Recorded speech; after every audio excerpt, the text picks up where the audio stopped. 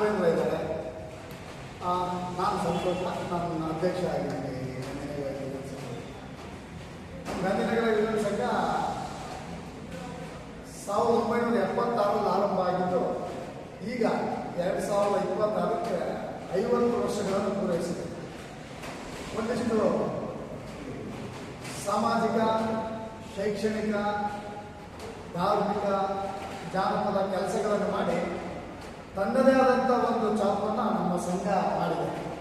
ಅದಕ್ಕೆ 50 ವರ್ಷ ತುಂಬಿದೆ. ಈ 50 ವರ್ಷ ತುಂಬಿರೋ ಸಂದರ್ಭದಲ್ಲಿ ನಮ್ಮ ಸಂಘದ ವತಿಯಿಂದ ನಮ್ಮೂರಿನ ಜನರ ನಾಡಿ ಮಿಡಿತವನ್ನು ಅರ್ಥಂಥ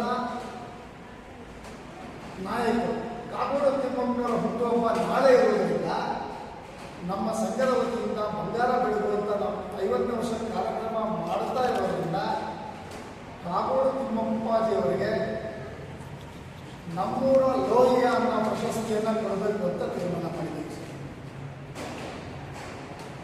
ಲೋಹಿಯ ಚಿಂತನೆಗಳು ನಮಗೆ ಖಂಡಿತ ಕಾಗೋಡ ತಿಮ್ಮಪ್ಪಾಜಿಯವರ ಆ ಒಂದು ಚಿಂತನೆ ಅದು ಸಮ ಅಂತ ಅನಿಸ್ತದೆ.